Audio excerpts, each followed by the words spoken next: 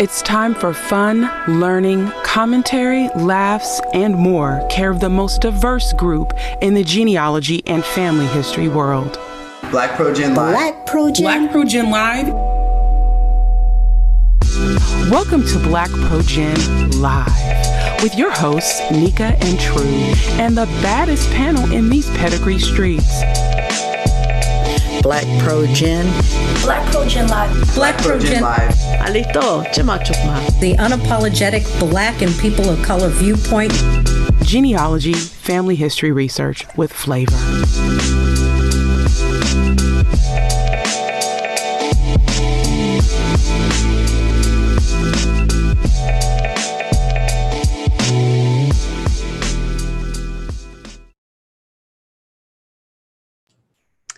Good evening to our wonderful guests here on BlackProGen Live during the second week of Black History Month. What is going on, crew? How are you?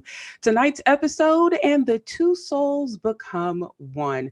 Marriage records are crucial when it comes to tracing family lines tonight.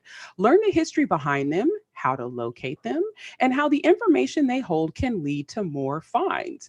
Thanks for joining us for the second episode of our 2020 Black History Month series entitled Jumping the Broom, Researching Marriages and Unions. As always, be sure to subscribe to the YouTube channel so you don't miss a single thing BlackProGen Live or otherwise, or make sure you follow us on Twitter, like us on Facebook, and set your reminders and your notifications so that you're never left out of anything that I post, that we post, or that we are involved in. All right, tonight's episode, we've got a nice panel here to talk marriages, unions, whatever. Can't you see I have this lovely arrangement over my shoulder? One of the things that drives me crazy about weddings, and you guys got to realize I go to a lot of weddings because I photograph them, is how the flowers are wasted at the end of the wedding.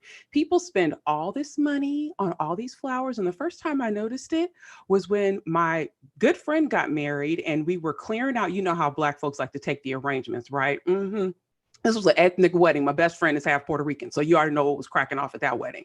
And we were clearing the tables off to clear the space. And a mound of flowers, you all, just huge mound of flowers. And I was like, where's all this going? And so I said, you know what? Forget it. I'm going to take these. I'm going to take them home to my mom. I'm taking them home to my sister. And so, yeah, that's why I can get with people using fake flowers, because there's a ton of waste with regard to regular flowers. But anywho, we've got a nice sized crew here for this evening's episode. We're going to start with our oldest and most illustrious member, Dr. Ellen Fernandez-Sacco. How are you? I'm good. Hi, glad to be here tonight to talk about the joining of people. All right. And of course, we've got resident Y chromosome in the house tonight. What's going on, James? Good evening. My name is James Morgan, and I'm coming to you from right outside the nation's capital, Washington, D.C. I know I may not have the most professional reputation on the show and whatnot, but it has recently been brought to my attention. So tonight you're getting the new and improved James Morgan III, 100% professional, just for you. You know what? I want his autograph. I want his autograph too. I mean, since we're switching up identities and whatnot. True. What do you think of this? I don't know what's going on with Aloysius tonight. Marriage is a solemn occasion, and right before we went live, I was informed that, my monkeying around would not be tolerated because marriage is a sacred event. So because therefore, you're not there yet.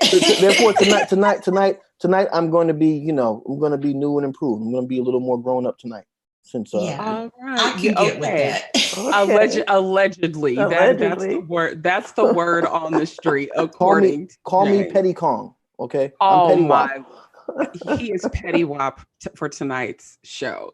Goodness gracious. Several people are suggesting, and this is great. This is a great way to start the conversation about weddings, right? Because now weddings, I think, are at like a 25 when it comes to like people just potentially overdoing it, right? Like I said, I probably go to more weddings than most people do who watch the show because I'm there photographing it. And I am kind of operating in a very, sort of hidden way. I'm wearing all black. I'm trying to get things because for me, from my perspective, I'm trying to see all the angles of the wedding that the bride and the groom missed, right? Because they were so enthralled with that particular day. They were emotions are high. Family members are asking for this and for that. And so, you know, I'm constantly trying to find that aspect of the story to tell in photos, because that's one of the lasting pieces of the wedding. Outside of what you remember are your pictures. Yeah. And I'm always going to advocate for that. I'm always going to advocate for people to print your images.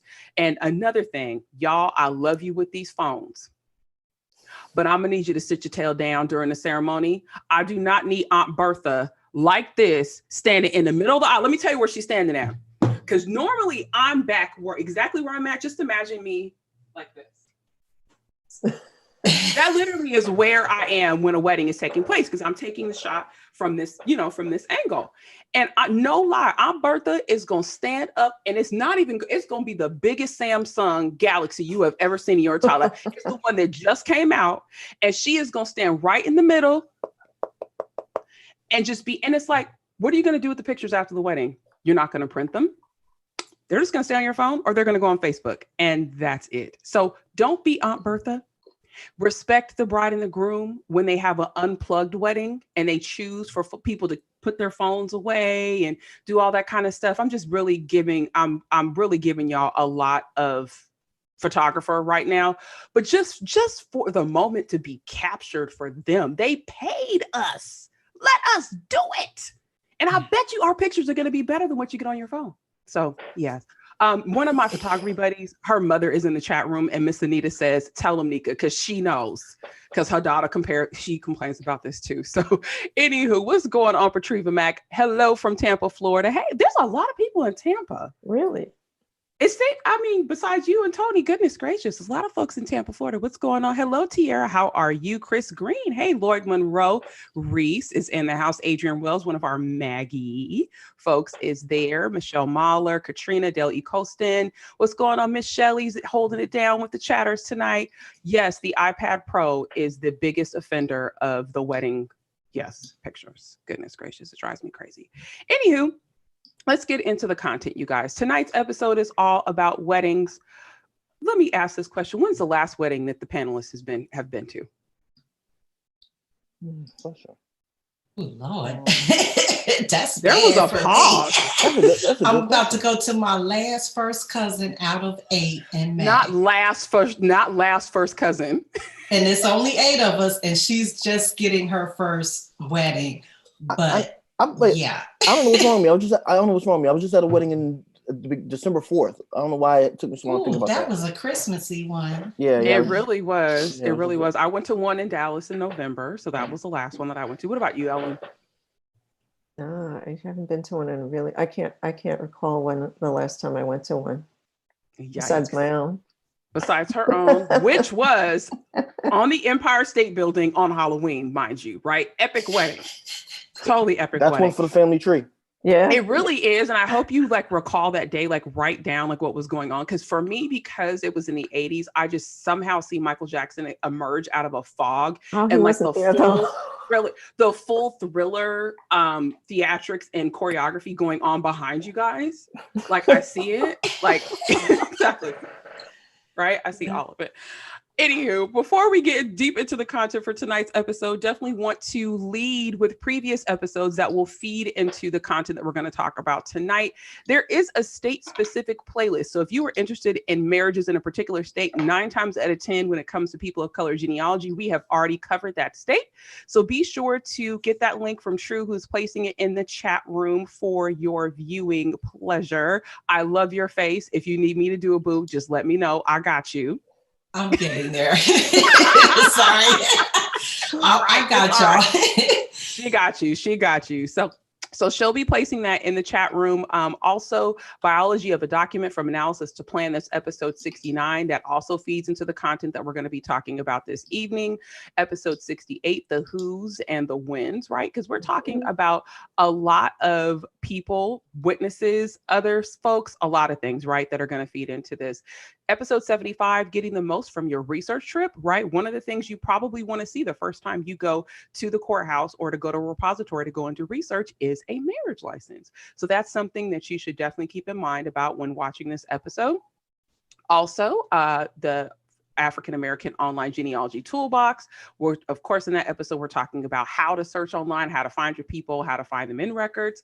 And then last but not least, finding and tracing enslaved ancestors. A lot of the clues that I get as far as connections to DNA matches, enslaved ancestors, a lot of times will come from marriage records. So definitely want to make sure you check out those other episodes, especially if this is the first time you have ever joined BlackProGen Live and you're like, oh gosh, I wonder how often they have this show. This is the 104th iteration of this show. So yes, you have a lot to catch up on if you are unfamiliar with what's going on in the world of BlackProGen. So the first question tonight, or let's just, prompts, let's talk about marriage, right?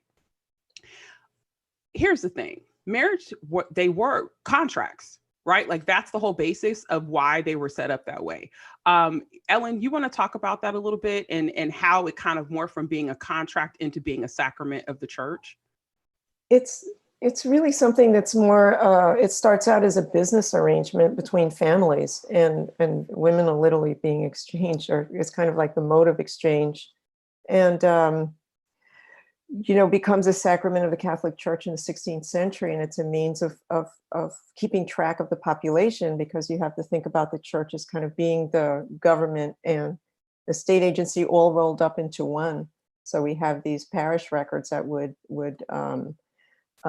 record these unions, and you always had people that couldn't afford to do it, and so that's something else that kind of falls, I think, to the wayside at times when people think about marriage. They think of it as some of this kind of ceremony that just goes across time.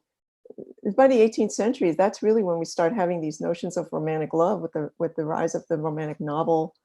And people getting this idea that it isn't just about marriage. It isn't just simply a business arrangement, but there's always an element of business attached to it. And then, you have the publications of the banns that you mentioned, so that people would have an idea of like, well, was this person married before, or somebody could come forward. It isn't just the 5 minutes that you're waiting before you could say if anybody has a reason why this couple should not be married, and they come rushing in.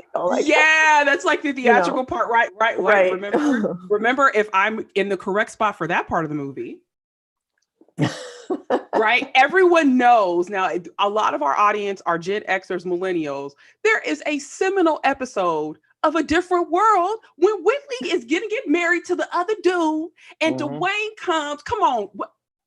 And bust up the wedding. Now, back in the day, that probably may not have happened, because there was the announcement that went forth, right? The publication of banns. This is a history of marriage, you all, where it was read in church over successive Sundays. So it would be James Aloysius Morgan is going to marry True Ann Lewis on... He came in there like a 70s love song. Hey girl, I'm an Aquarius. And so they would read and they would say, James is the intention to wed True Ann. And, they would read it on successive Sundays just to make sure that there was not going to be a cat fight at that wedding of True Ann and James. And so that, it really was to prevent drama and to make sure that one man wasn't marrying 375 different people. Now, of course, if you're in a polygamous type of environment, it doesn't matter, because, you just, you swinging them things all over the place, right? But still, True, stop laughing at me. I listened to 3 6 Mafia yesterday. Okay, that's why I kind of went a little Memphis for a second. But that's the reason why that was done, right? And so you move from that into marriage during the slavery era, right? Let's talk about the enslaved and how marriage was used in those communities. James, you want to chime in there?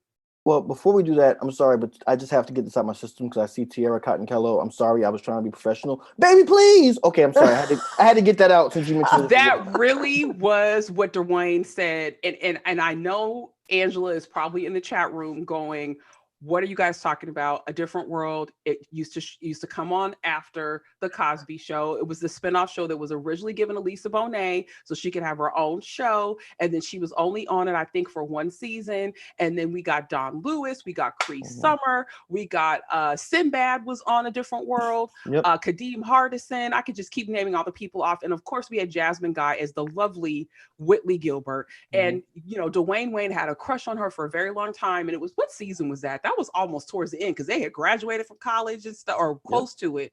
And Dwayne did not want Whitley to marry this guy, and he goes into the wedding and baby, please, like that's when she turned around. She was like, Dwayne, you know, like that's what happened. So the chat room is going off because everybody remembers that episode. So oh my gosh, Angela said she used to watch it. She is fully. Angela, you're the real MVP tonight.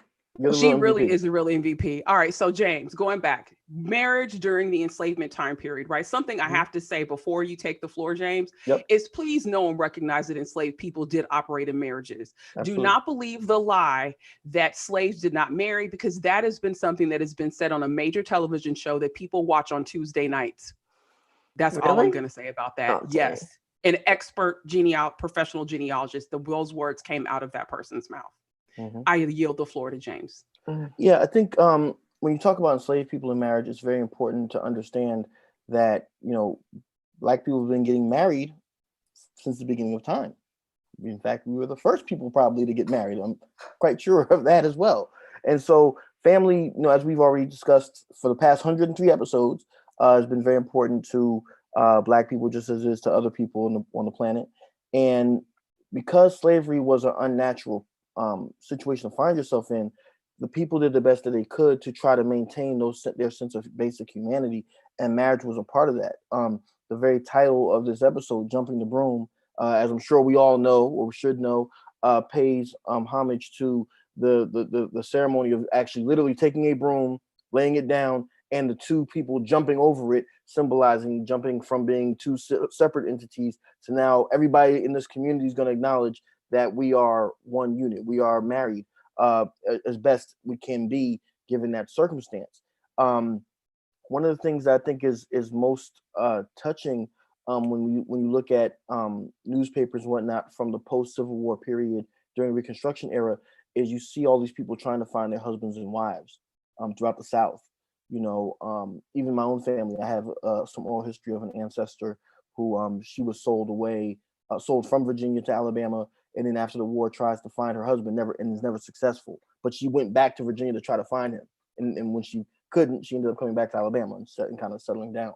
You know, so I think it's important that we recognize that it still was a central institution, and we also see, and this is one of the things I think that is problematic sometimes for our family trees, is that because people are being bought and sold and whatnot, you do have situations where somebody is, you know, I'm married to True while I was in South Carolina, but then I'm sold away to Georgia and I end up marrying Ellen, and then I end up in Mississippi and I'm married to Nika, and each marriage I'm producing children all over the place, and now here you are 150 years, 200 years later trying to figure out why you're having these DNA matches all over the place.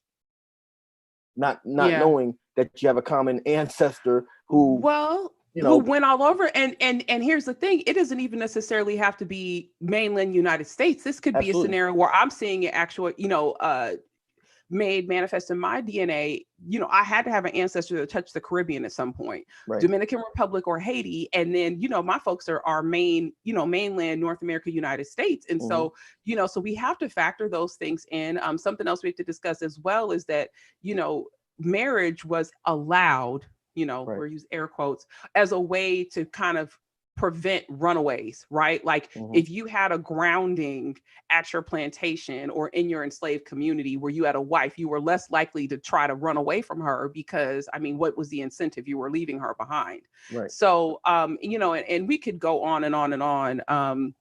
right now about, there were slaveholders that, were very adamant that their enslaved get married. They would actually hold a wedding for them. Angela referenced this in the chat room just a second ago. She said, I have an enslaved ancestor who married twice in rural community where there were only 10 to 15 families in that little community of Dripping Springs. My ancestor, was allowed to have a wedding, right? We've seen it in Civil War pension files. If you look through those, you see, the soldiers getting married, and the fact that they didn't have necessarily a license, but maybe their slaveholder or the slaveholder's child was still alive when the pension happened, and they could attest to the fact that they were there, or other people who were witnesses at the wedding when it initially happened were there as well. So those are, those are things that we have to talk about. Free people of color, right? Mm-hmm. They are going to be in marriage books before slavery is over. Absolutely. Right? Now, let's talk about, the fact that they could or could not be referred to as colored or as mulatto or a griff or whatever in those records, right? Mm-hmm. Isn't that a possibility? Because race vacillated, right, between how Absolutely. People identified. Let's talk a little bit about that, right? Because I think, my goal during Black History Month 2020 is to really focus on the regular people, not the folks that have these long-standing stories. Or, that same picture of Madam C.J. Walker that you're going to see in your news feed, mm-hmm. where she's turned like this. That's right. Right? Free people of color existed just like enslaved people did. Let's talk about what their experience might have been like getting married prior to the emancipation of, or, the ending of slavery. Anybody want to chime in? Well, you have to have a church that was going to be there to support that act to happen too. It wasn't like you could go to any church either. I'm thinking like in Philadelphia, or I can't think which churches exactly, but I know some of them would, and others it would be absolutely out of the question that they wouldn't even go there. So. Mm-hmm. Mm-hmm. Yeah. Go ahead, James. And when what Ellen's saying is absolutely correct, and I think that that's an added element or an added benefit if you are researching free people of color is, not just the church itself, but that represents a community that's supporting this marriage, that's representing possibly two free families as well, potentially, that are, where these two people are coming from, as well as other aspects of their social life, and I think when you look at that, what you're going to find is that free people of color were more connected than we like to think. Like, for example, I know a story of one person who I've researched here in DC. His name was John W. Prout, right? Now, John Prout was from Philadelphia, and he ends up finding his wife. He marries his wife. She was from here, from Washington, D.C. He relocates from Philadelphia to D.C. So he goes from a free state to, at that time, slavery was still legal in D.C., but he relocates here because this is where his wife was from, and she had a familial base here in the district.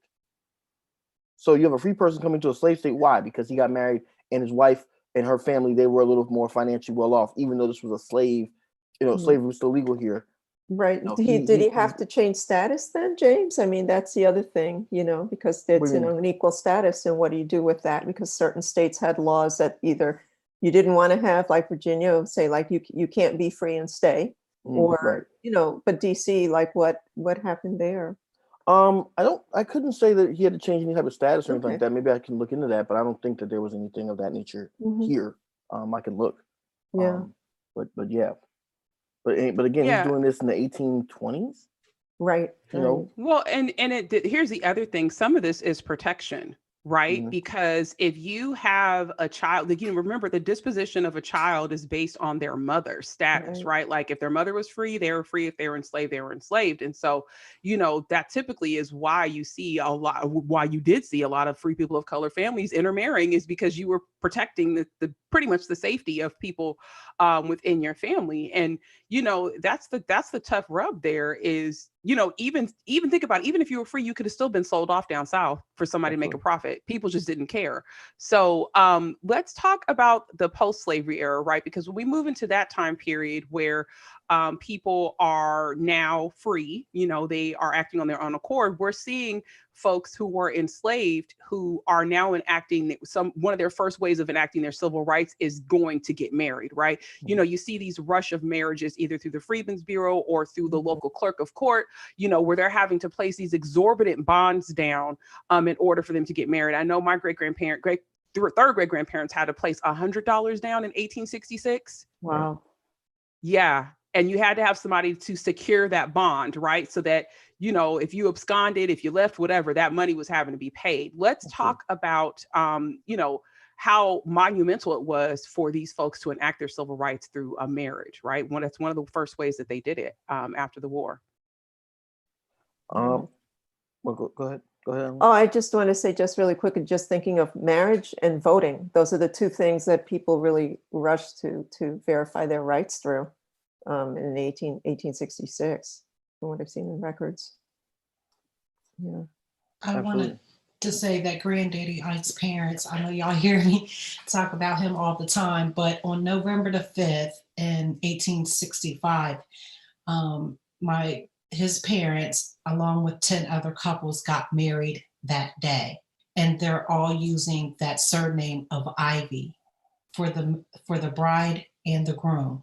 So I kind of, you know, can only imagine how it felt like, you know, 15 years later, you know, they've already, you know, been intact and kept their family together. But that was one of the, you know, first acts of, okay, we're going to solemnize this marriage that already has like 5 or 6 kids, and then there's still more to come, but they're free now. So, you know, I can see the trend with that. And then I can see it with Granddaddy Ike. He's getting married in 1870. He's got 3 marriage licenses. You know, he's widowed twice, but he's keeping, you know, his 23 kids together. But I think because what he saw with his parents, you know, I can't say for certain, but the paper trail, you know, shows and leads us to think of those kind of conclusions with that.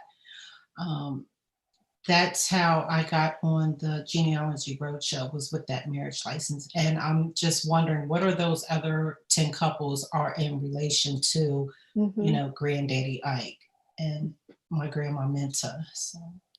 James?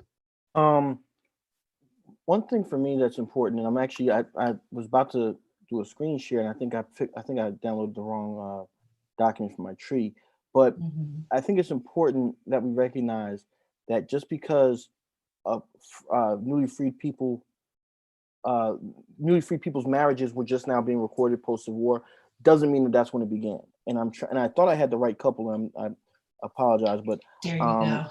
there was one. I have one set of ancestors who are direct ancestors of mine. I can't remember who they are right now. Hopefully, I'll find it before the end of the show, where they get married, and I find this in the North Carolina cohabitation records. So I want you all to make sure you look at that record set, where they're getting married, and their marriage is being recorded, I think, in 1866 or 67, something like that.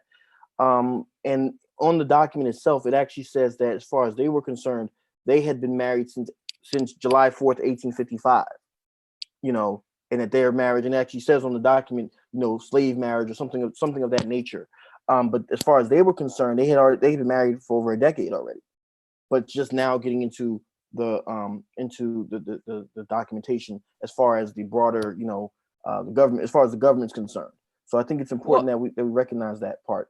Well, something I will also add, though, too, is that when you're researching your ancestors while they're enslaved, sometimes on bills of sale, inventories, you will see their spouse referred to as their spouse. I know for several branches of my family, it does not just say King, it says King and his wife, Rachel. Right. All the documents, depending on the type of relationship that your slaveholder had to marriage and their thought process on the institution of marriage amongst their enslaved people, whether they considered them to actually be married or not. I mean, you've got to explore that.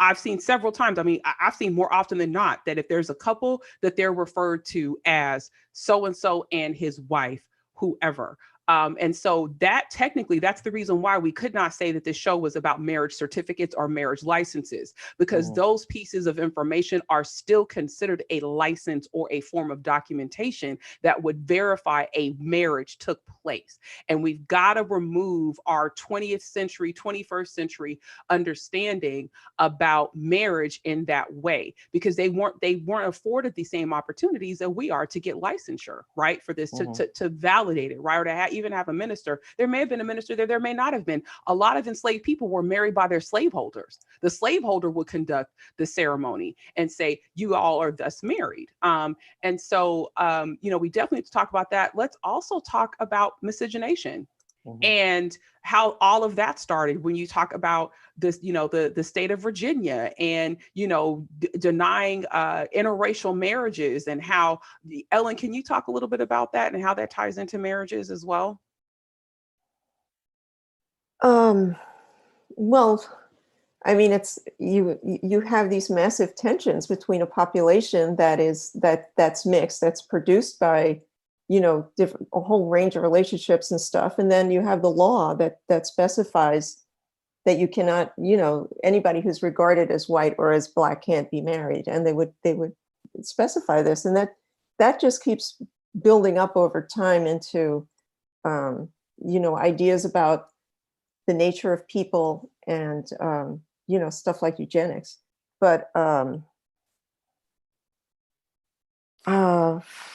it's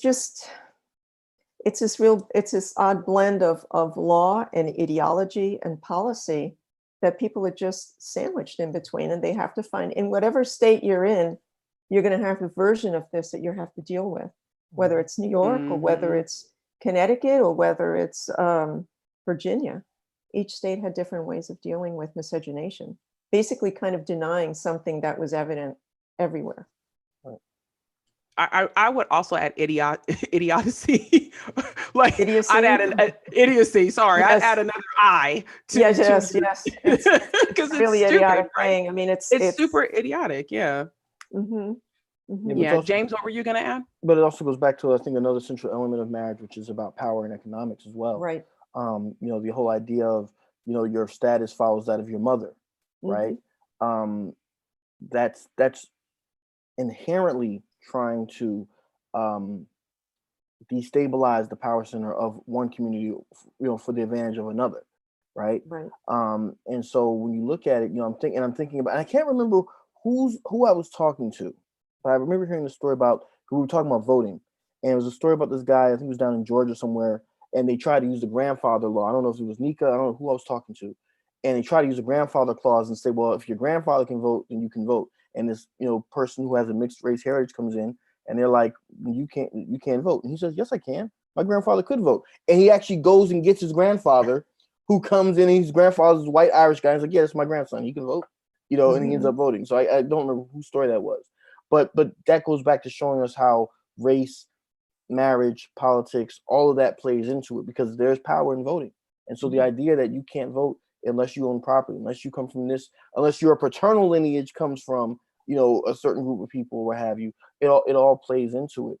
And so when you look at the whole idea of the anti-miscegenation laws, as was already said, we know that was happening, but a certain group of people said, no, we want to keep the power for ourselves, and we're going to use whatever tactic we can to disenfranchise these people, even though we're related to these people. We've produced some of these people. Right. We still want to keep them under our thumb. Well, there's a question in the chat room. Michelle Marsden, she wants us to talk a little bit about the surname issue for those that were enslaved. How can we find documentation of last names passed from one spouse to another in enslaved marriages?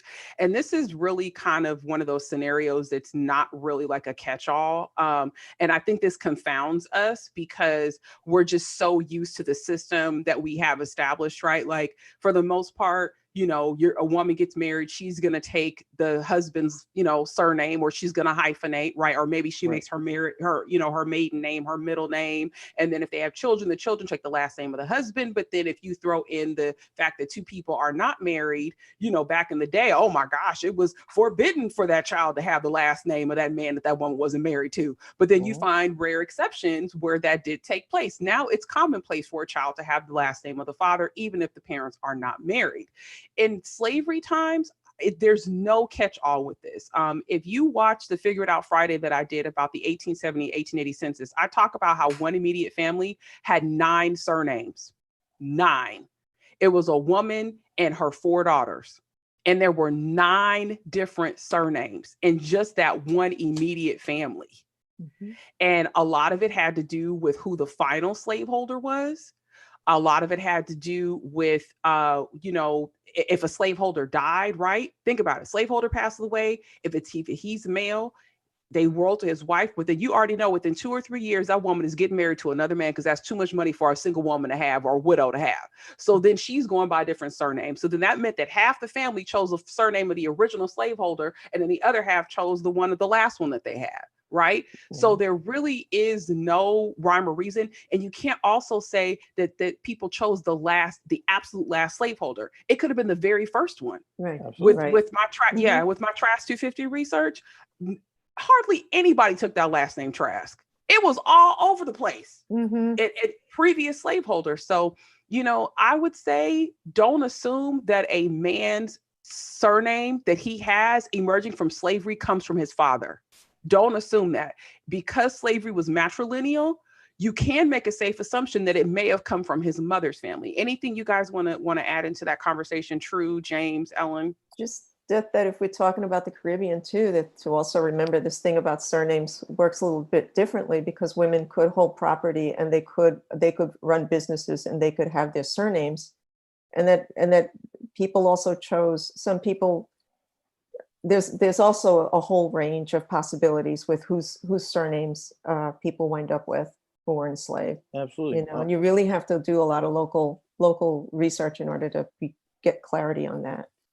Yeah, and also too, depending on the name, sometimes people took names that were either names of famous people who they held in high regard, like Washington and Jefferson and all that type of stuff.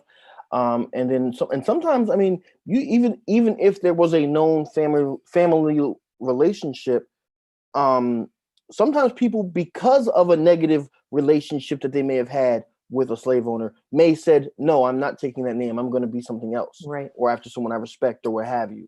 Because if you look at it, Frederick Douglass was born Frederick Bailey, right? But he became Frederick Douglass. Mm-hmm. Which I think is one example. I mean, Araminta Ross becomes Harriet Tubman. Mm-hmm.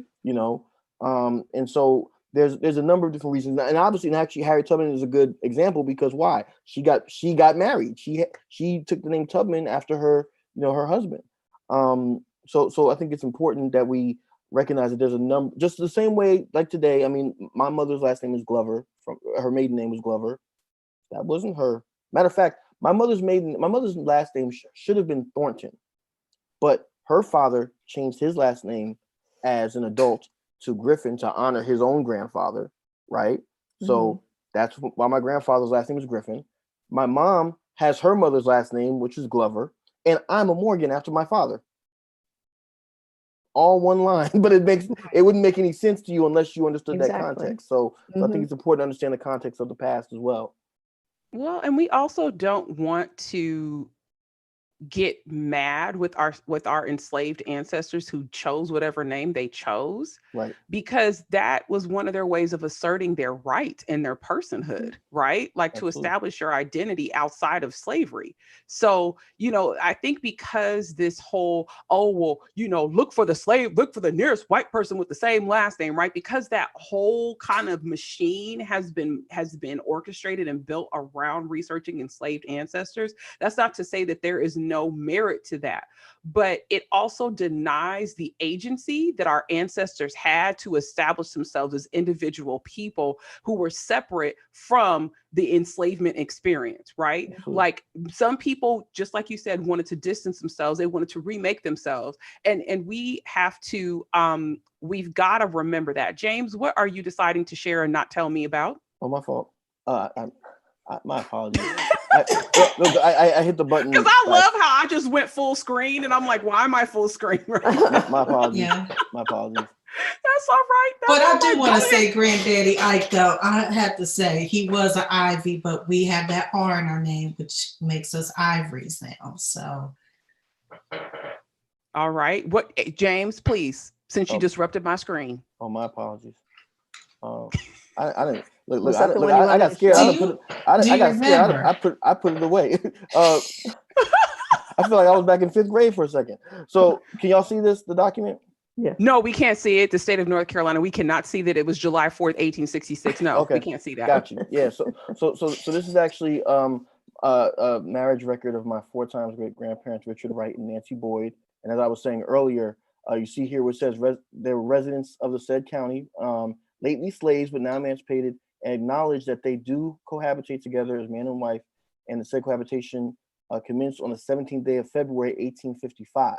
So right there, you're seeing this is, a full decade, of time that where these two were married, were together, but they were enslaved. So you're not going to find them on the 1860 census or anything of that nature, but they still acknowledge that they were married and, I assume in love, like good stuff. So. We would hope that they were in love. Well, men in my family, we can be kind of difficult. So oh my goodness. And you need to rename that JPEG because I didn't like them numbers up there. I just downloaded it just now from my thing. Yeah. She's getting into one of my organization peeves is when people don't rename the actual file name so that when you're trying to go and find it, you're looking for 125763478E1238, and you're like, but that's what she's getting on James. He downloaded it directly from the tree. So that's okay. That's okay. That's all right.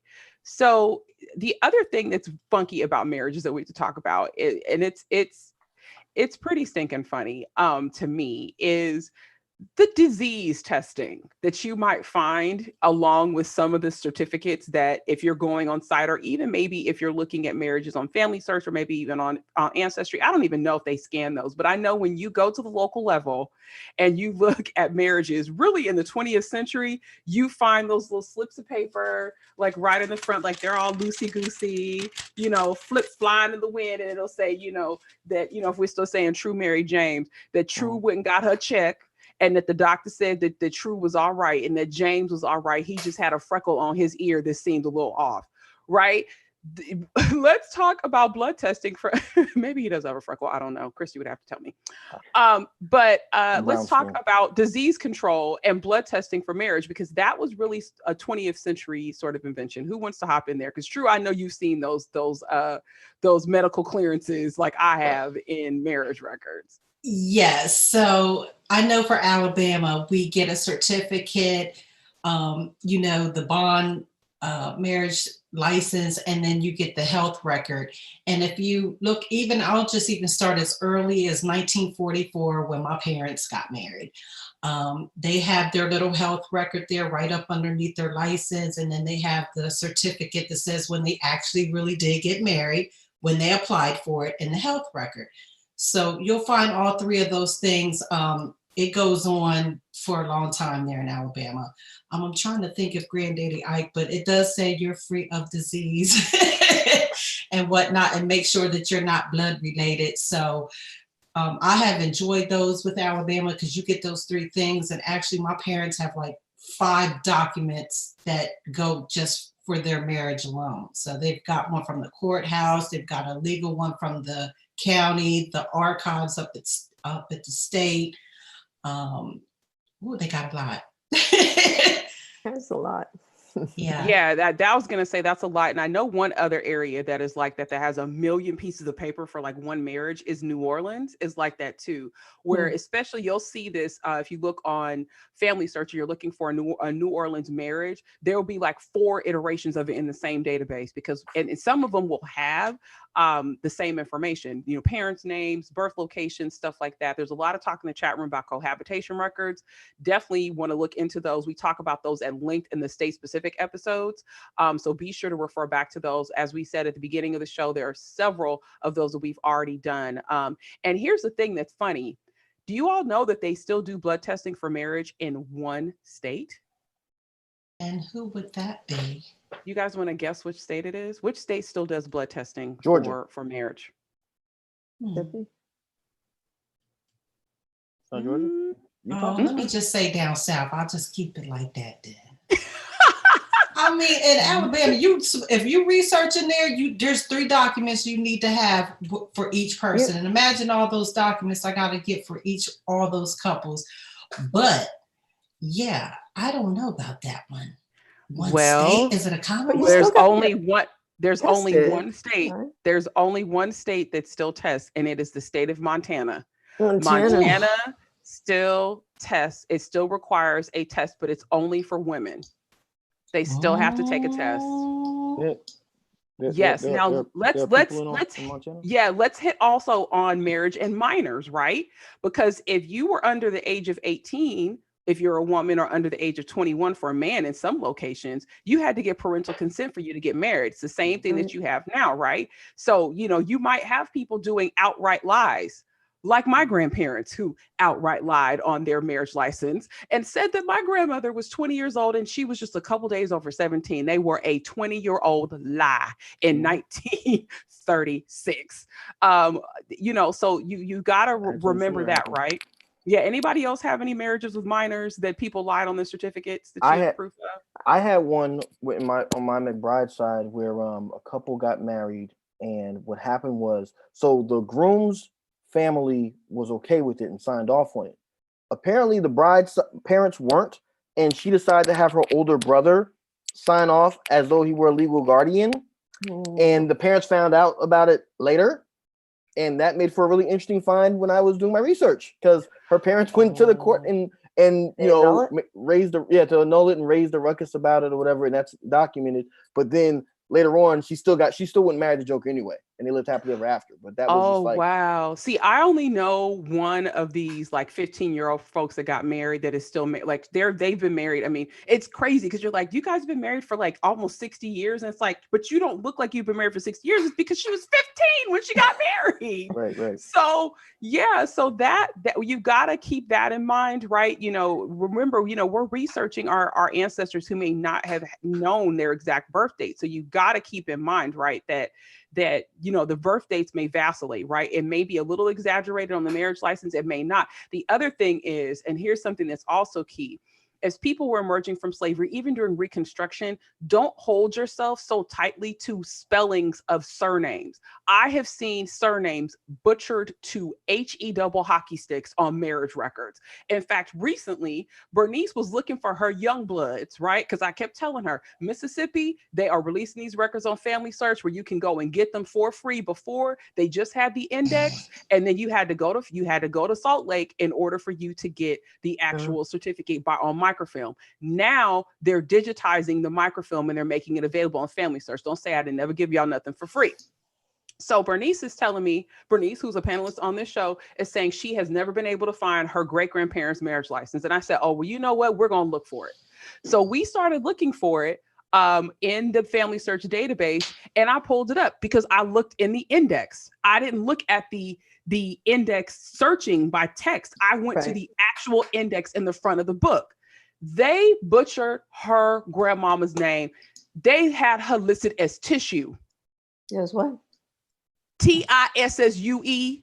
Tissue. What was her real name? Why? Letitia. Oh. I am not disrespectful. Ask Bernice what I said. Her name was listed as Tissue. So here's the thing. Bernice had searched that index, right? This is an index that is created either from the index books or from the actual certificates. If you're looking on Family Search, if a volunteer is indexing, if they're creating their own index, it is based off the certificate. The certificate itself said her name was Tissue. And in fact, her first name was written different ways on the same certificate. So you guys got to remember these indexes, right? Sometimes these folks were going into these courthouses to get married. The clerk didn't want to be bothered with no Negroes today. So I'm just going to put whatever I'm going to put on this license. Right. Okay. And let's move into that, because here's the thing. When you go to locate records, right, the first place you're naturally going to go is, most of us are going to go online to see if the records are online. A lot of the stuff we're dealing with are indexes, right? They're not the actual certificates. Right. You always want to get the actual certificate. Why? Why? The information is going to be different. You run the risk of that, One thing I like looking at on marriage records is seeing who actually performed the marriage ceremony, whether it was a judge or the minister, because sometimes you can find things that are additional additional little nuggets. For example, on one side of my family, we have a Judge Daniel Gordon, who was really friendly, really frisky with his formerly enslaved women, and he actually signed off on a lot of the marriages in my family after slavery was over. Yeah, so that creates a kind of interesting, personal dynamic. The idea that this person was a former enslaver and may have been, and it actually was, like he actually was signing the marriage certificates for like his granddaughters and grandsons and nephews, and like it really creates a really interesting dynamic when you really think about it. Of what was that like, especially given those circumstances. Because trust me, he wasn't making he wasn't having sex with these women out of love. Multiple women in the same family. I'm just gonna leave it like that. Yeah, talk about compartmentalized. Exactly. Yes. Exactly. Yes. Full of info. I know in the early 1800s, like with when Granddaddy Ike's sister got married, it said at Mr. Finney's plantation on there, with her father, and that gave me another proof that William Ivy was her dad, because he was listed on there and saying where they had got married. They're very detailed in Alabama. They'll say if it's the second or the first marriage, and who everybody was, and if they had got divorced, and okay, they came up here on the 5th and got that license, but they didn't get married to the 10th. And they're really good and interesting. I've found a lot of good stuff, and usually on my white side, my mama's side, they're underage, but somebody like a parent has to sign for them. I know my grandmother, she was young, and that's why I think they kept calling her mother the witch, is because she did get married when she was a teenager. I think my grandmother kind of, maybe went through some stuff with that. But yeah, these marriages, the license and certificates and things, they tell a lot of information about who's around them, ministers. Especially if they have witnesses. Yeah, because normally it was somebody that was kin to us, like Reverend Grooms. He ended up being my mom and dad's brother-in-law at one point, because her baby brother ended up marrying, his daughter, and you still see Reverend Robbins on a lot of stuff. He's been around in Alabama there in that county for a long time. So he's like on a lot of my documents. But it really speaks to a community, like a community they activity. Were very tight knit. Yeah. Yeah, I would also add too, right? We're mostly the average person who's watching the show. If you're looking for marriage records, you're going to be looking for them. You're going to be looking for them online. Thankfully, we have evolved now, records availability wise and access wise, to the point where a lot of state-based marriage indexes have the certificates attached, but that is not always the case. You always want to search out that original certificate, and just think of Tissue as the example, right? Bernice was not looking for Tissue. And y'all know Bernice is an experienced researcher, okay? She gave me the name. I went to the index. She was like, you don't even know how long I've been looking for this marriage license. And I said, yeah, because they had it under Tissue. So don't assume that index, just because it's nice and convenient and you can type it in, is always right. Okay. You want to search out the original certificate. The other thing that you need to be concerned about is, right, the first place we're going to look is online. We're going to look for Kansas state marriages, Louisiana state marriages, whatever that is. You may have to go into the catalog on Family Search, which we talk about ad nauseum on here, where the records may be available there, which means you have to use the index. And then based on that book and page that's there, go to the book and page that the marriage is in. You need to be aware, and we cannot stress this enough, if you're looking online or if you are looking on site, that these records can be segregated. Let me just say that again. These records can be segregated or they cannot, and you can't necessarily isolate it to location of where your family was from. My folks were from the Deep South. I call it West Mississippi and South Arkansas. The marriage records were never segregated in that parish. But then if I go to the parish next, directly west, or the parish directly south, they were segregated. So when you walk into that courthouse to see that original certificate, one of the first ways that you will be reminded the station that your folks was in or were in was seeing those segregated marriage books. And for those of us who have researched on site, can you talk about that experience? The first time that's when you really first encounter segregation in that way, is when you walk into that big record room and you see the colored marriage book. Because a deed might say a person is colored, but you got to go to that specific page in that specific book to see that. On a marriage license, that colored is going to be marked on that book when you just walk in there and see it. Talk about that, because I feel like that's something we need to give a little air in this conversation. I'm gonna say this. Yeah, go ahead, James. My first time, because me and True, we know our families from similar areas or from close proximity in Alabama. My first time going to the rec room, I went in the rec room and they had all those books up there, and they didn't have the colored books in the same room. They had to go down in the basement to go get them. Wow. I put it like that. They weren't even in the same room. Ours is that courtroom. I think that research room I have to use in the Union Springs courthouse in Bullitt County.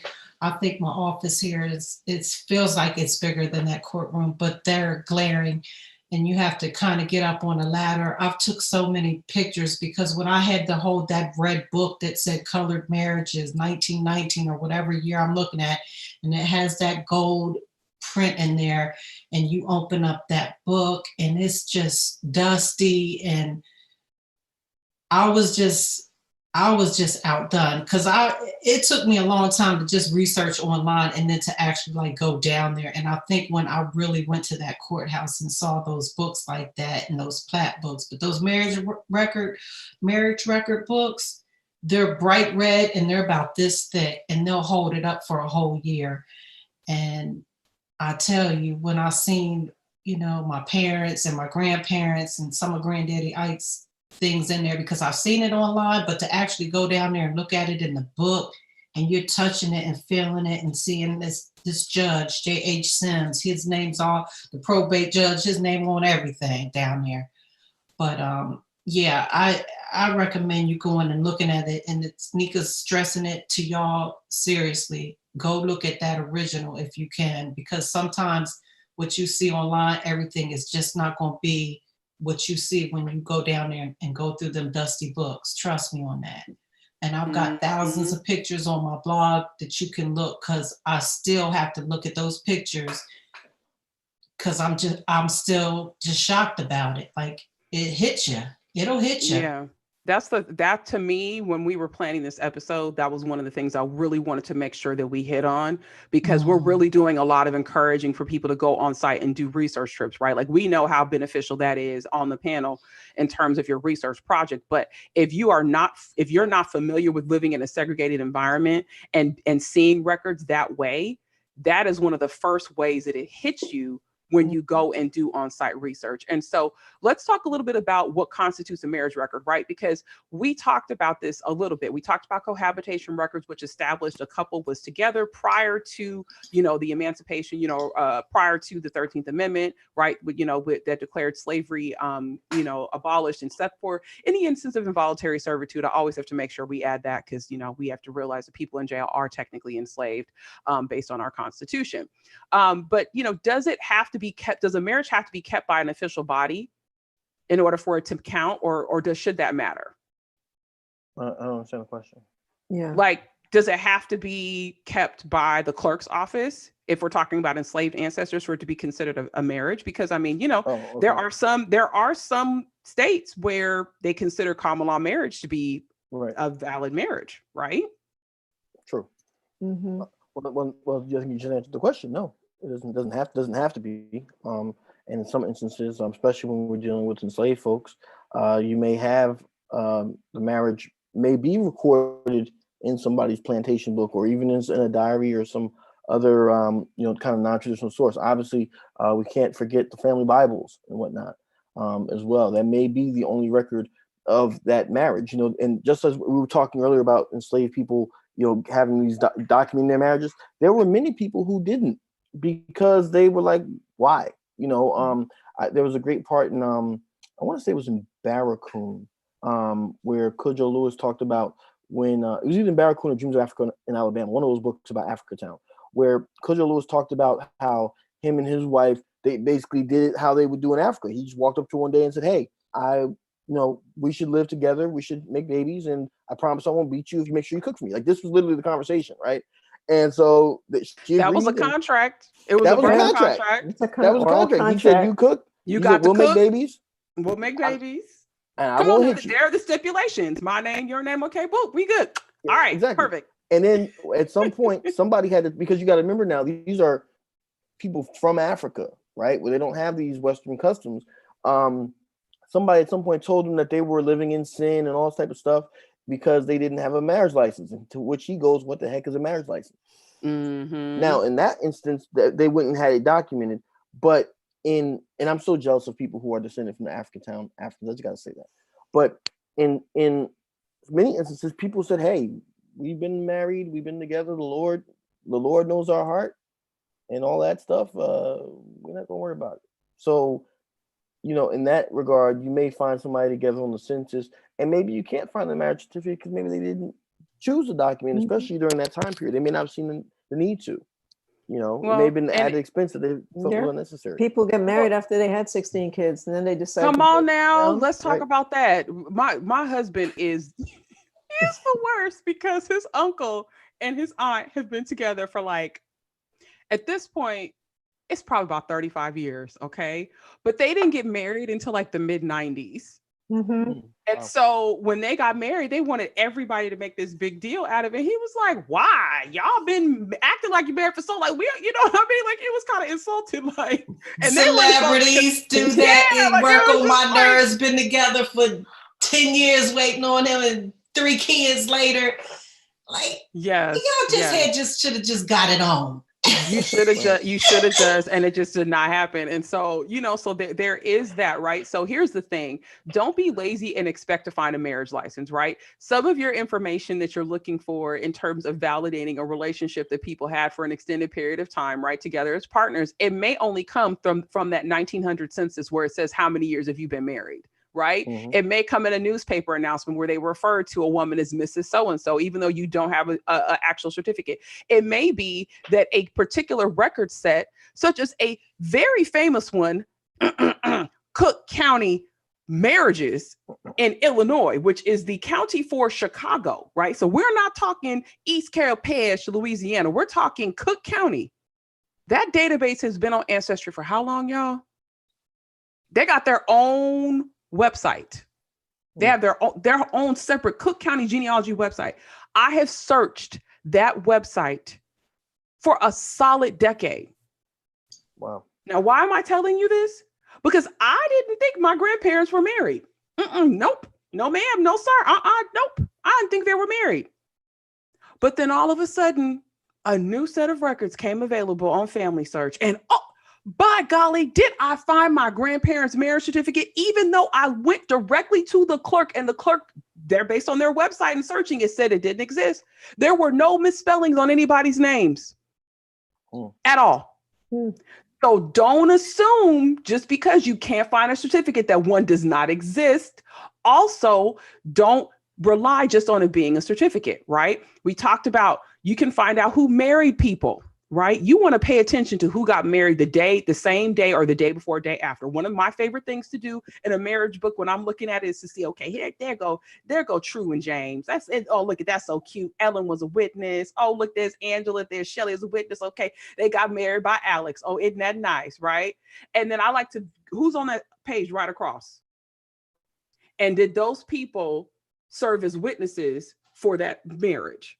Right. Go maybe the next page and see, like, remember True talked about, those 13 couples with the last name Ivy getting married on the same day, right? That could be a huge clue for you to research your ancestors while enslaved. It may be the only clue that you have to research them while enslaved. Why did they all choose that surname? Was it purely coincidental, or was it because they had a tie through slavery? Maybe they kinfolk, right? This is where I use kinfolk instead of, right? Because you're on the same plantation, you're from the same town, right? Mm-hmm. So think about that. We talked about witnesses, we talked about blood quantums and health information. And also forgery. What you said, right? People lying on certificates about ages and whatnot. Looking at the number of marriages that people have, right? They, one of my favorite newer released marriage sort of collections is the ones from Indiana, right? Which is a huge Great Migration location, where they list how many times been married, what's the address of the person, even phone numbers and stuff, because these are more recent certificates. Where can you guys, what are some of the things that I'm leaving out that might be on a marriage record that people just don't think about? As I said earlier, one of my things I love doing is looking at the at who performed the ceremony. We kind of veered off to talk about judges, but looking at who the minister was. If they used a minister, that can actually lead you to understanding more about their religious life potentially, as well. Who what church did they use or house of worship? That can lead you in another direction in terms of finding records and learning about that particular ancestor, especially if you're not as familiar with the community where they're from. But if you know that this minister was AME or Baptist or whatever, and you can go back and research, well, what church was in their region, or could the ceremony have been? Were they active members? Were there other families there? Family members there? Does the family have a long-standing tie there, going back, several decades or something? You just never know what you can find. For one of my favorite ancestors, Reverend Hightower, I was blessed in that one of my research genie buds down in Alabama went ahead and transcribed a whole bunch of marriage records for Houston County, Alabama, way before I even met her. And she actually included the information of the ministers that performed the ceremony. So I was able to take out and look at Reverend Hightower's, the ceremonies that he performed for a certain time period. It was like a year or two, a couple of years. And I could literally find day after day like sometimes he was doing 2 and 3 marriages, weddings a day, right? And I'm saying, these are the people who are getting married. Okay, and this is where they're getting married. That some of these people knew each other. And obviously they're using the same minister. There's a good possibility that a lot of these people were members of the same church. Maybe not all, but a lot of them. I'm sorry, go ahead, True. The signatures. I love Danny and them signatures on there. They're not making a mark. They're actually signing their names. Like his signature, he has brothers that are like 10 and 12 years older than him. And you can see the flow of the letters. And I think that's another thing. I forgot about common law. Like when we were joking about the celebrities and stuff and how you're married so long, but it's really like not a real marriage, but it's like a common law. I know in Texas, that was a big thing when I lived there. It was like, if you're together for 7 years or more, they just consider that. And that's why I always laugh, like, y'all been together for 18 years and y'all just getting like a real marriage. So I don't know where I would put that in our discussion in our category, but the common law thing is always fascinated me as well. Well, and I think that she just lived with that man. That's what. Yes, that was a big issue. Like 30 years ago. Yeah, I think I still have a hard time processing that. Just in general, it's like, why are you with this man so long and y'all just get married. But my mama, I will tell you that fashioned. the hatinous people in the family will be the first ones to come out and tell you that them folks was not married. Right. Like, and usually it comes out when the funeral happens and maybe the man has several children from several different women. I went to one funeral where my cousin, he had never divorced the first wife, but he had 2 other sets of kids. So I'm like, how do you write the program on that? Very carefully. Yes. With tact and grace.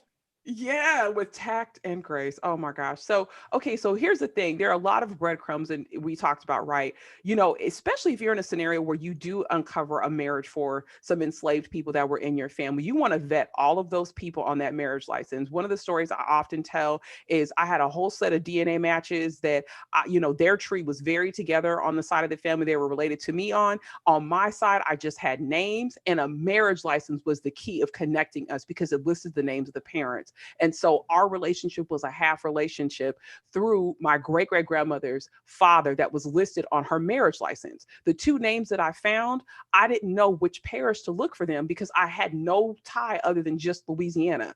But these DNA matches all came from one parish in Louisiana. And when I looked in that one parish, I found the marriage license tying my 2 ancestors together and to that other family. Go. So I would say that's a key, especially if you're doing slavery era research or you're looking in Reconstruction and you haven't been able to quite figure out how you and DNA matches are connected. Marriage licenses almost always, I would say, next to finding people while enslaved, are probably my number one way of making connections with DNA matches is through marriage records. And that goes back to my whole go local and be relentless sort of thing.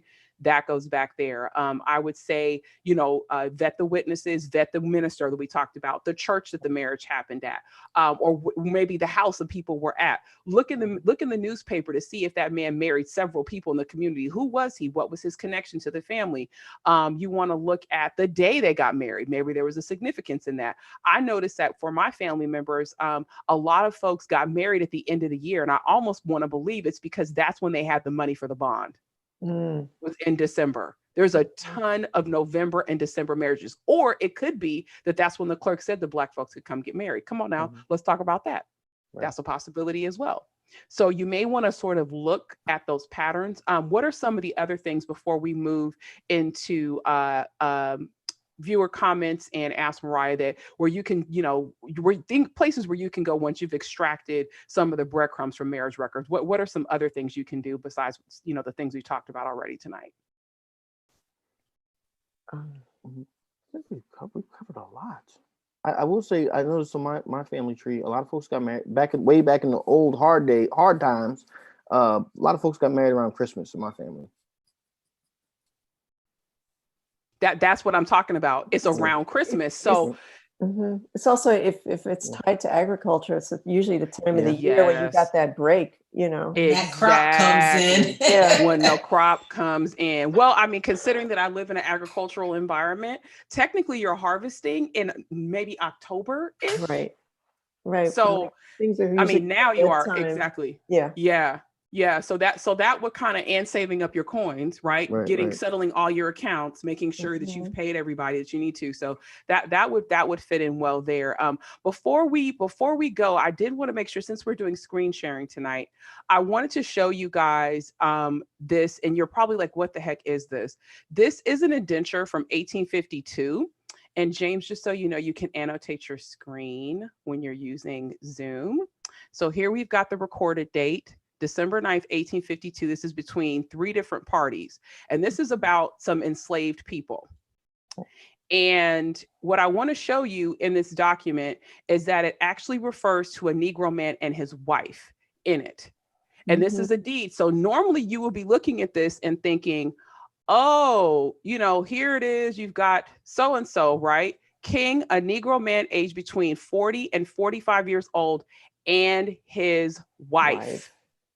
It's right there in the deed. So even though the marriage license that I have for these 2 people was not until 15 years after this transaction took place, actually 16, because this says June of 1850, right? With the supplement of July of 1851, these two people did not get married until 1866. Mm-hmm. This technically, pushes that marriage date earlier.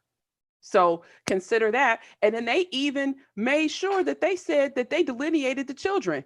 They said Henry, a Negro child of the said Rachel. They said, look, that ain't King's son. That's Rachel's son. Right? So be clear when you're looking at these documents, and don't think that you can't use deeds and things and such as primary source for marriages, because they're official, they're in a book, right? And that may be the only thing that you have that validates whether or not somebody is married or not. All right, moving forward in our wonderful conversation about marriage and folks getting mad and whatnot. Dante Eubank says, if you make an assumption, you could also be creating a brick wall. Boop, boop. Mm-hmm. And I oop, that is a preached word right there. Decision time, pass the communion tonight. Shelley Murphy says the marriage certificate is primary source. So don't just assume just because you've got the index that you've got it all. Nope. You want to search out everything. You want to get the originals. Carmen also comments, something the clerk thinks is irrelevant could be key to unlocking a mystery. Chicken scratch written on the side, stuff crossed out. It's all important. That is very true. A lot of times I've seen records where if there's a colored and a white option that is there, they'll scratch through white. It really all depends on the syntax of whoever was filling it out. Sometimes they'll scratch through color. You kind of want to get clear on what people's practices are when it comes to this stuff. Anything else you guys want to add before we get into our girl Ask Mariah? Nothing? All right. Sounds great. All right, it is time for your favorite part of the show, Ask Mariah, where you, the viewer, get an opportunity for us, the crazy panel, to weigh in on your research conundrums. The panel has never seen the queries beforehand, so just in case you think you want to try to come for us and say that we already saw this and that's how we already knew the strategy, no, that is not how we do that around here. Mariah will not allow us.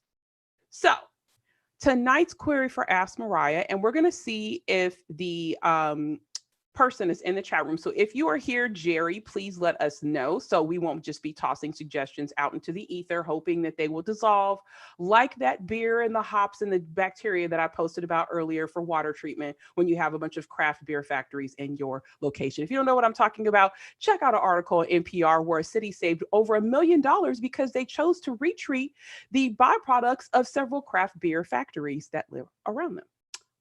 Pretty interesting. All right. So, Jerry, we don't know if you're in the chat room, but that's okay. Your question for this evening is, she confirmed my paternal grandmother or paternal family a year ago.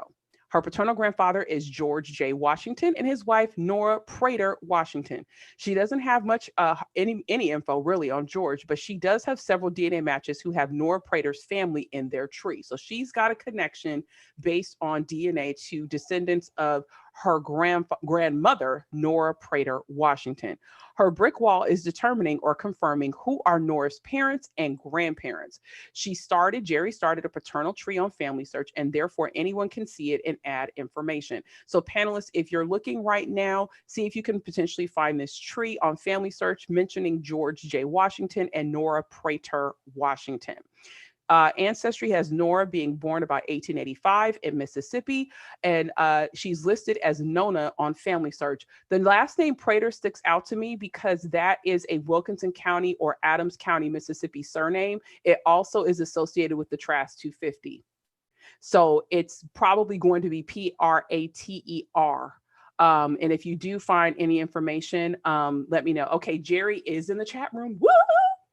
All right, so we got her here. All right, I'm going to see if there is another slide to this. She's found the 1940 census DNA tests that she has done, Ancestry DNA, and her DNA is uploaded to Family Tree DNA and MyHeritage, as well as GEDmatch. So she has found George and Nora on the 1940 census, and she's trying to find information on Nora's parents and grandparents. And so one of the biggest conundrums that she's probably having is the fact that Nora was born after the 1880 census and before the 1900, meaning that the first time she finds her, she's going to be a 15-year-old girl. And if her parents had passed away at that point, she could have a completely different last name. Yes, I've seen Prater and Prater, but since this is in Mississippi and I got to know which county these folks are in, if they're anywhere near Wilkinson County, she might be trash 250. So hold what you got. We're going to see. We'll be finding tonight. Any suggestions while we're here? Let's see. Panelists so far. Let's see. Jerry is saying, Angela's asking which county in Mississippi we're talking about. We're going to find that out because I'm looking for it now. All right. George Washington. Jackson. It's Hinds County? Yeah. Mm-hmm. Okay. Yeah. That's close. That's further up. That's north, but okay. They were also in Wilkinson, but that was 10 years before. Oh no, I'm sorry. So it says what? Wait, oh, I see. George J. Washington, birth 1909, but then his wife is Nora. And then 1920, born 1884, and his wife is Nora. And this is on 19 different people, I think. No. Okay, because I see a George Washington married, born about 1909, and they're living in Jackson and Hinds County on 1940. So I want to make sure we have the right people, because she would be kind of doing the midnight boogie, the May December boogie with this guy. Right. Well, it says that he's 21 and she's 19. That's not right. I'm not saying that. I'm let me go ahead and share my screen. I'm looking at 1930. I'm looking at 1940 because that's where she said that she confirmed them. Okay. And on this 1940, it's got a 31-year-old George and a 28-year-old Nora. And so she says there are two George Washington Sr. and Jr. Yeah. So we just need to know which one we have that's the correct one. And let's scroll up here to make sure our math is correct. Because this one is 1912 with the wife named Nora, right? So we're looking for somebody who's born in 1885. Yeah. With a wife named Nora. Okay, so then they're in Wilkinson County in 1920. Come on, Nika. Did you know what you was talking about? You talking about a George and a Nora in 1920? And I said Wilkinson County. Cold Spring, Wilkinson County. Now you're looking Family Search or Ancestry? I'm looking at Family Search. Okay, and you're looking at her tree. Can you send me the link to what you have, Ellen? Yeah, although I didn't find her tree yet. I thought this was going to have a tree attached to it on Family Search, but I'm not seeing that. Okay. I'll look into Wilkinson. And the ages match? Yeah, to the yeah. Okay. Cold Spring, Wilkinson. Now I found it. George Day and Nora. What district is this?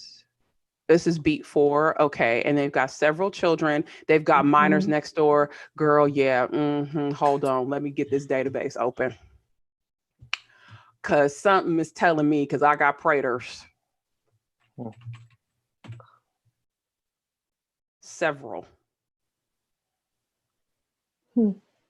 If Nora's born in 1885, not very many Washingtons. They're living next to some minors, and there's William Prater next seat. Yeah, William Prater's like 3 doors down. Exactly. 27. And that was the name that I was looking for, was William K. Prater. And then there's Daniel. Because he married, because William Prater, the elder William Prater married Lavinia Bolden, and they are part of the Trash 250. I know I wasn't crazy. And look at Daniel, 76 years old, living next door to William. Yeah. Let me share so everyone can see what we're talking about. So what we're looking at is the 1920 census, and these are Praters who are, she's got George J right here, who with the yellow line, and then Nora, his wife. And then you've got Charlie, their son, right? You've got Nora listed as mulatto. Of course, all the children are going to follow the mother. And they're in their 30s. And then next door, you've got a minor, and then you've got a Sanders family. And then there's a William Prater who was around the same age as Nora. And then you've got a Daniel Prater who is 76 years old, who was in a separate household. So it's very possible that Daniel could potentially be the grandfather, maternal grandfather of Nora. And usually in this scenario, what I will do, and like I said, Jerry, I've got to reach out to you because the Praters are intermarried with a group of enslaved people that I've been researching for the last 4 or 5 years. And if these Praters are connected the way that I think they may be, I may have information going back for you to the 1700s. Wow. But you know, it's tying in people. I don't have a Nora on my tree, but I need to see if some of these folks overlap because they may. This community in terms of Wilkinson County everyone pretty much stayed in the same place. So usually when I'm looking for folks that were a part of this enslaved community, I'm going in the pages before and the pages after because folks really did not move. They really did stay in the same locations. So I'm just kind of taking a look. Here's Thomas Prater, right? On the next page, there's several Praters, Morgan or Mary Ann Prater. And Addie Prater, some Claytons. Go ahead. No, and then here's Eugenia Hayes, which the Hayeses and the Boldens were very intermarried. I would say, go ahead, Ellen, what were you going to add? No, I just wanted to add that there's a bunch of the children in the Mississippi enumeration of educable children. Educable children's list. Also cross-reference those kinds of things, probably for additional dates. Yeah, I think in Cold Springs, the thing about this, you've got to map it so that you know where they are in relation. She says 5 DNA matches have a Rosanna Prater Henyard in their trees, who was married to a Thomas Henyard, and Henyard may actually be Henley. That might be a mistranscription because there are a ton of Henleys in this area too. And the only reason why I know that is because I literally feel like I've been living in Wilkinson County, even though I'm not living there. I've been living there for the last 5 years because of DNA matches. Mississippi Educable Children's List. She mentioned in her original query that my whole thing is, how does she know that Nora's maiden name was Prater? Where does she get that information from? Did she find the marriage license for George and Nora? Wilkinson County marriages are online, just like I talked about earlier with Bernice's scenario, where you can browse the book and the page. I think for Wilkinson County, they go all the way until the 30s or the 40s. You can actually pull the marriage licenses down. They may not be readily available within the actual, the Mississippi index. And Educable Children's List is a good one. Deed records for Wilkinson County, Mississippi are also available on Family Search for free. You do not have to be in a Family Search Center to look at those. In fact, let me make sure I didn't already pull this marriage record for her, because this is me building the tree out. Let me see if because I have several Praters that are part of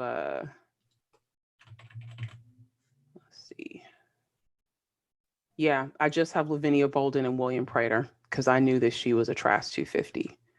I would say the thing with the DNA matches you want to do is you want to have a scenario where the people with the most DNA that you share with, that's kind of who you target your research on, right? The more DNA shared, usually the closer relationship. And so if you have a couple that is overarching amongst these 5 matches, you say you've got 5 matches who have a Rosanna Prater Henyard in your tree who was married to a Thomas Henyard. Look at how old Rosanna is. Was Rosanna born in 1883 or 1890, right? That could potentially mean that she was a sibling to Nora. Or was Rosanna older And, you know, could she have been a mother or an aunt, a paternal aunt to Nora? You've got to go through the records to find that. Shelley asked me, do I have a Thomas Henley in my tree? I will look to see if I have a Thomas Henley in my tree. Because there are a bunch of Henleys. No, I've got Robert, Kathleen. Do not have that. Trask 250. Well, I'll talk about that briefly before we move on. That's a project I've been working on for the last 5 years, where I've uncovered the ties to, as of today, 4,363 people living and deceased who are tied to a group of enslaved people that were enslaved in Wilkinson County, Mississippi. And I discovered my connection to it through DNA.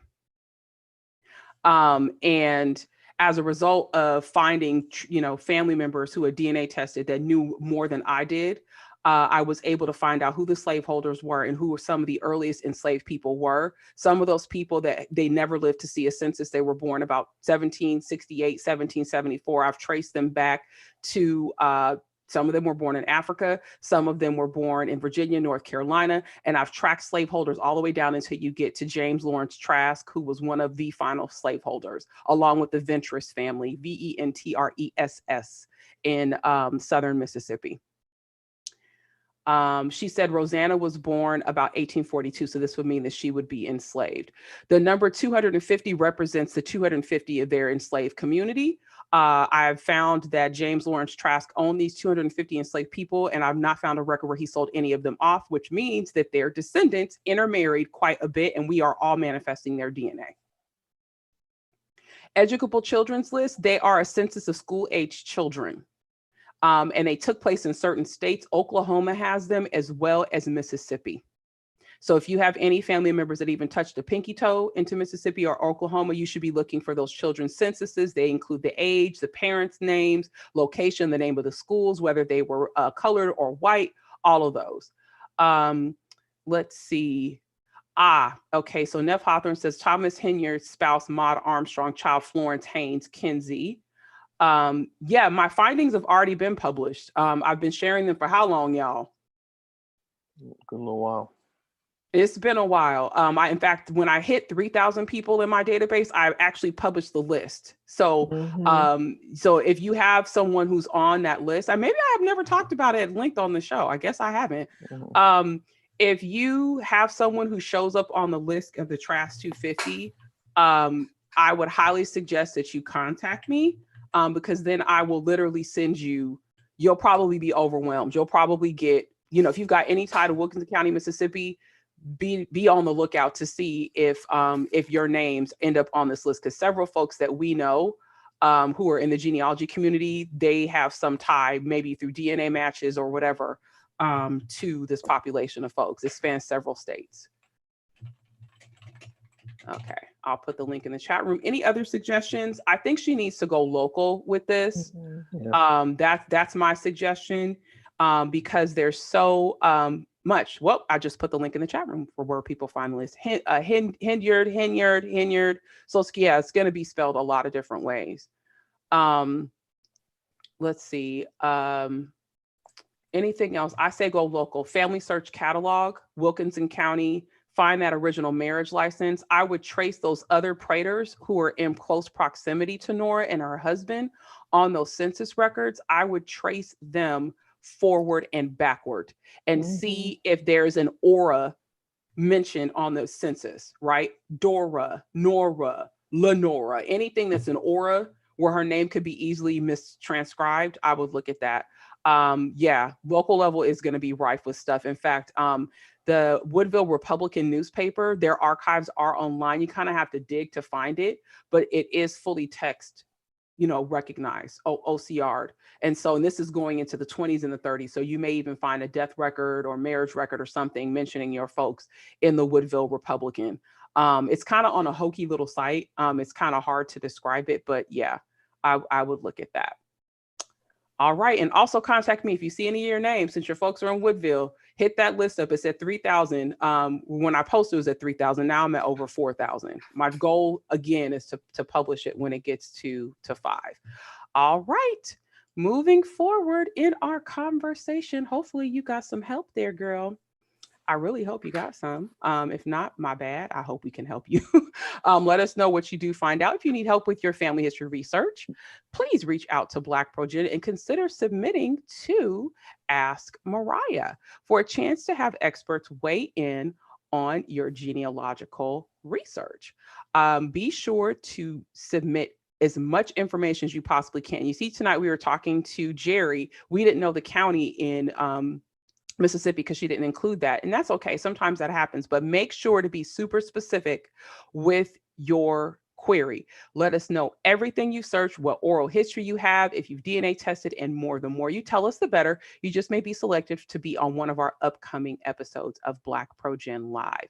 Continuing our 2020 Black History Month series, tune in next Tuesday. So we're going back to Tuesdays. Hallelujah. Thank you, Jesus. Basketball season is over. We can go back to Tuesdays. Next Tuesday is going to be a meaty episode. In fact, Jerry, I highly suggest you come back next week and get with us because we're going to be talking all about the slave trade in Louisiana and Mississippi. And especially if you have family that ended up in Woodville, Amite County, Mississippi, Pike County, Mississippi, Natchez, Mississippi, Jefferson County, Mississippi, all along the Delta, even the Florida parishes in Louisiana, whatever. If you have anybody that maybe even you have folks who were in Texas who show up with the birth location of Mississippi or Louisiana, or maybe you have DNA matches, even though your family stayed in the North, who somehow you've got DNA matches in Mississippi, or Louisiana, and you haven't been able to figure out how your folks connect. Tune in next week. Louisiana and Mississippi were important locations when it comes to tracing slavery or just slavery within the United States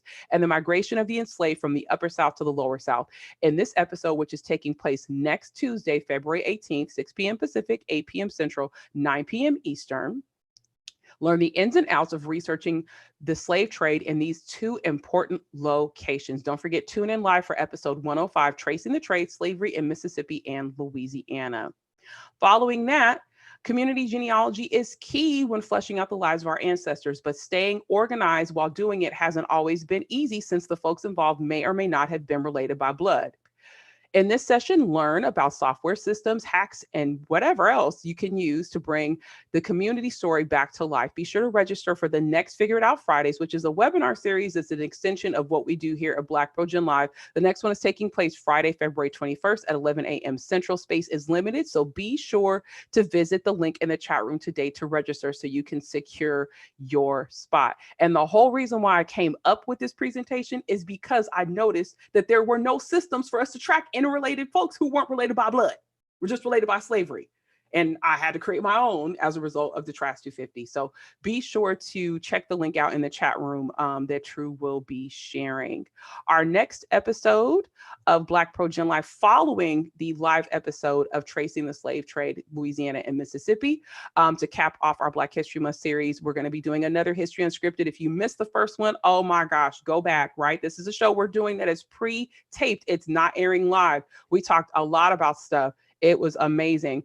We're going to have a new guest this time. Her name is Regina Jackson. She is a Mississippi Choctaw. She's a youth development pioneer, granddaughter of Detroit magnate Reuben Ray. If you have never heard of Reuben Ray, who was a Black man who had all the alcohol distribution for the city of Detroit, honey, was hobnobbing with Joe Louis. She's got stories, okay?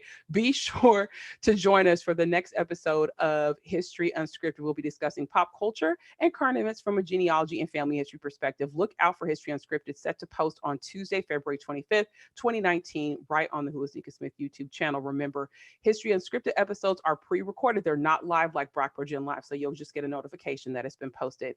And of course, we have another crew chat, right? You probably thought last night may have been it, but it was not. We had a wonderful crew chat talking about Queen Sugar. But on the 27th at 1 p.m. Eastern, we have joined together with the African American Civil War Museum, thanks to James Aloysius Morgan. And we're going to be talking about the movie Glory and about how it impacts your genealogy and family history research. So be sure to join us on the 27th of February. It's a Thursday at 1 p.m. Eastern, where we'll be collaborating with the African American Civil War Museum talking about the movie Glory. Before we sign off, of course, we want to make sure we give an extra special shout out to our patrons who have gone above and beyond to support the content generated by people of color, for people of color genealogy And family history. Special thanks to Sandra Henderson, Devette Heim, Sir Williams, Marquita Fletcher, Michelle Mahler, that lady at My True Roots, I don't know who the heck that is, Shelby Cowan, Cecilia Matoya Charles, Patriva Mack, who's in the chat room, Tierra Cott, who's in the chat room, Denise Muhammad, K. Charles Lloyd, Tammy Ozier, Katrina, Tyrena Reed, Yolanda Rowe, Sasha Jackson, Henriette Kane, Ruth Collins, Felicia Addison, Francis Crocrum, who is a Trash 250, I'll have you know that, Pamela Devana, Pamela Tyler, Deborah Singleton, Tony Carrier, and Tina Jones. Thank you guys so much for being patrons on Patreon. If you're interested in that, check out my website. And thank you guys so much for joining us. Don't forget to check us out next week, Tuesday, Slavery in Louisiana and Mississippi. You do not want to miss it. We love you. We thank you.